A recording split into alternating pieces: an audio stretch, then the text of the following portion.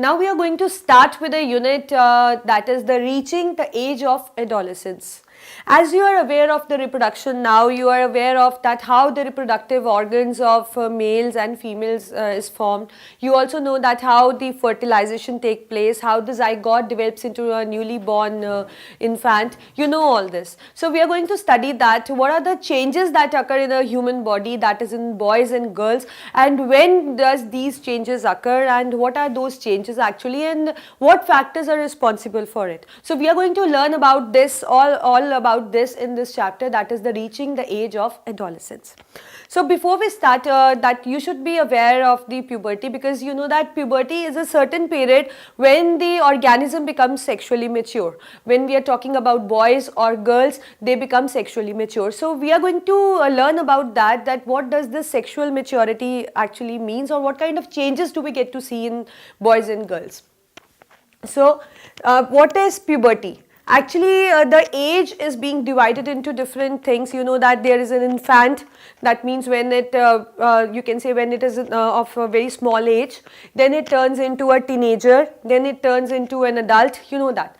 So in the teenager, after the this thing like infant, then teenager, and from the teenager, when the person turns into an adult, it undergoes a certain age that is called as puberty. Right. So puberty is an age, is a stage of age actually where organism becomes sexually mature. When the organism becomes sexually mature, whether the organism is boy or girl, so in both the case that stage is called as puberty. So puberty we can say is a stage when boys or girls, or in term a human or an organism, becomes sexually mature. So we have seen that this puberty age is different for girls and boys. Like for girls it is approximately 10 to 11 years, and for boys it is approximately 13 to 14 years. But this age is not fixed actually, because what happens in puberty, when a person is in that stage, so there are certain kind of hormonal changes that take place in body.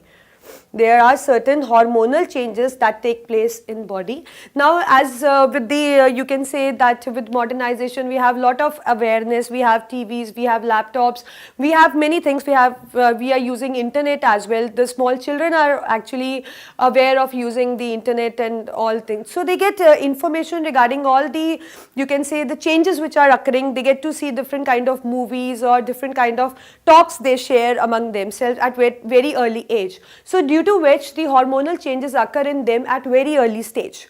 So that is the reason these year you can say this age is not fixed. Sometime the girl attain puberty before 10 also, right, and there even the boy can attain puberty before the 13 years. So this is the average period we have decided, but actually it varies. So it is not that we stick to 10 to 11 years is for girls or 13 to 14 is for boys. It may vary because it is all a game of hormonal changes that occur in a human. So that depends upon person to person also, that in what kind of environment he is staying and what kind of you can say things he get to see around himself.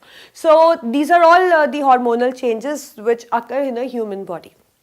So that I think you got it, that it is all about the hormonal changes that occur due to which the organism becomes sexually mature.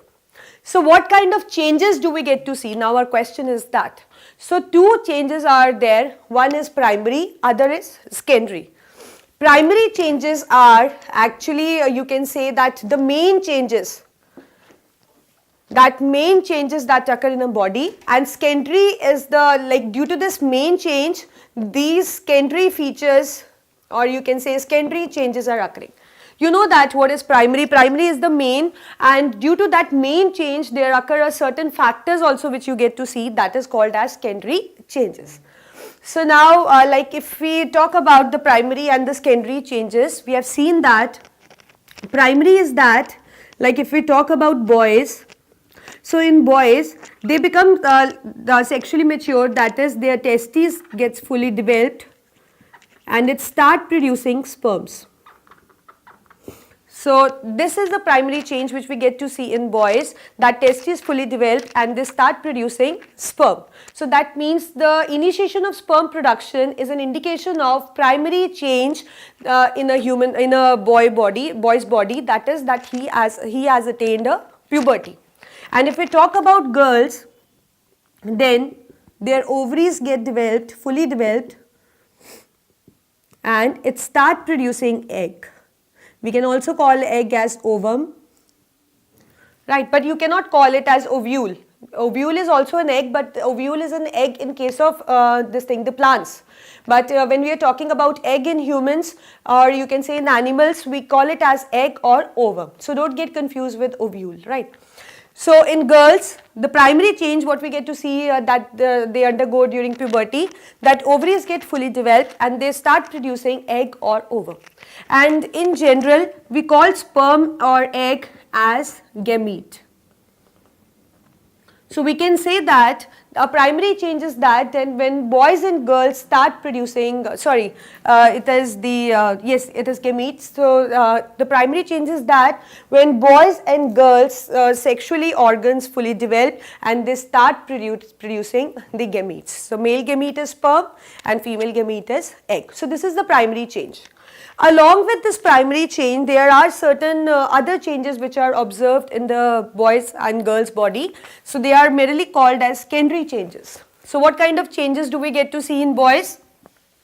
Deepening of voice, sudden they get to have a, you can say, a deep voice, deepening of voice,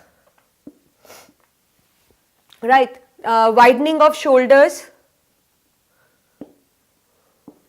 This we get to see in the change in the boy's body, and moreover development of beard or moustache, and appearance of pubic hair.